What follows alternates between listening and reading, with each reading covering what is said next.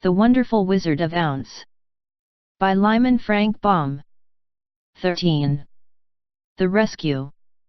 The Cowardly Lion was much pleased to hear that the Wicked Witch had been melted by a bucket of water, and Dorothy at once unlocked the gate of his prison and set him free.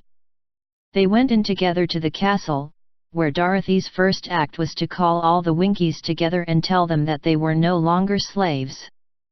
There was great rejoicing among the yellow Winkies, for they had been made to work hard during many years for the Wicked Witch, who had always treated them with great cruelty. They kept this day as a holiday, then and ever after, and spent the time in feasting and dancing. "If our friends, the Scarecrow and the Tin Woodman, were only with us," said the Lion, "I should be quite happy." "Don't you suppose we could rescue them?" asked the girl anxiously. "We can try," answered the Lion. So they called the yellow Winkies and asked them if they would help to rescue their friends, and the Winkies said that they would be delighted to do all in their power for Dorothy, who had set them free from bondage. So she chose a number of the Winkies who looked as if they knew the most, and they all started away. They traveled that day and part of the next until they came to the rocky plain where the Tin Woodman lay, all battered and bent. His axe was near him, but the blade was rusted and the handle broken off short. The Winkies lifted him tenderly in their arms, and carried him back to the yellow castle again, Dorothy shedding a few tears by the way at the sad plight of her old friend, and the Lion looking sober and sorry.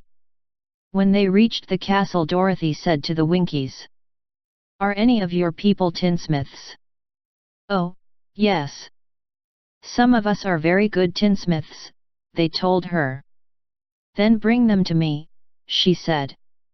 And when the tinsmiths came, bringing with them all their tools in baskets, she inquired, "Can you straighten out those dents in the Tin Woodman, and bend him back into shape again, and solder him together where he is broken?"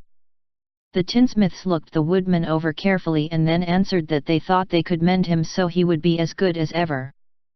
So they set to work in one of the big yellow rooms of the castle and worked for 3 days and 4 nights, hammering and twisting and bending and soldering and polishing and pounding at the legs and body and head of the Tin Woodman, until at last he was straightened out into his old form, and his joints worked as well as ever.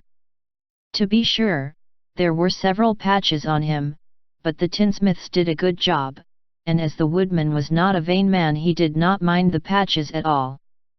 When, at last, he walked into Dorothy's room and thanked her for rescuing him, he was so pleased that he wept tears of joy, and Dorothy had to wipe every tear carefully from his face with her apron, so his joints would not be rusted.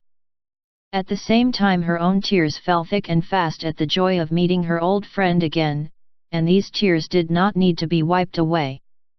As for the Lion, he wiped his eyes so often with the tip of his tail that it became quite wet, and he was obliged to go out into the courtyard and hold it in the sun till it dried.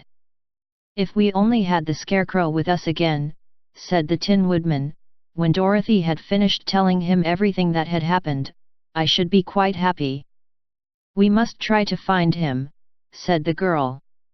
So she called the Winkies to help her, and they walked all that day and part of the next until they came to the tall tree in the branches of which the winged monkeys had tossed the Scarecrow's clothes. It was a very tall tree, and the trunk was so smooth that no one could climb it, but the Woodman said at once, "I'll chop it down, and then we can get the Scarecrow's clothes." Now while the tinsmiths had been at work mending the Woodman himself, another of the Winkies, who was a goldsmith, had made an axe handle of solid gold and fitted it to the Woodman's axe, instead of the old broken handle. Others polished the blade until all the rust was removed and it glistened like burnished silver. As soon as he had spoken, the Tin Woodman began to chop, and in a short time the tree fell over with a crash, whereupon the Scarecrow's clothes fell out of the branches and rolled off on the ground. Dorothy picked them up and had the Winkies carry them back to the castle, where they were stuffed with nice, clean straw, and behold! Here was the Scarecrow, as good as ever, thanking them over and over again for saving him.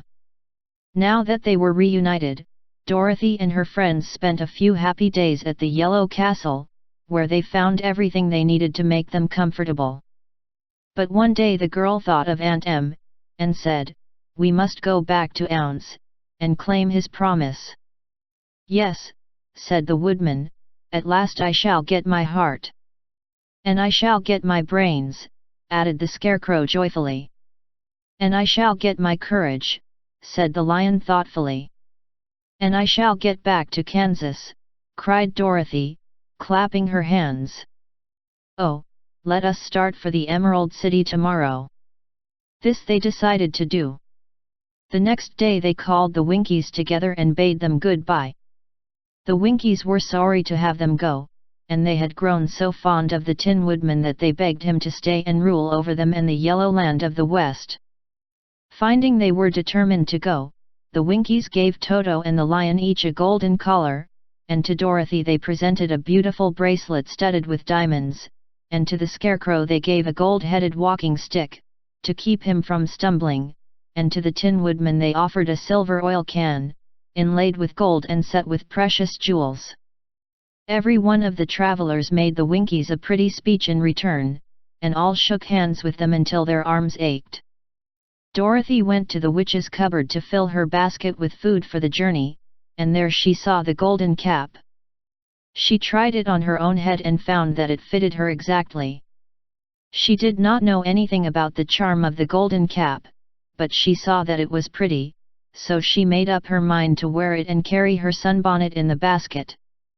Then, being prepared for the journey, they all started for the Emerald City, and the Winkies gave them 3 cheers and many good wishes to carry with them.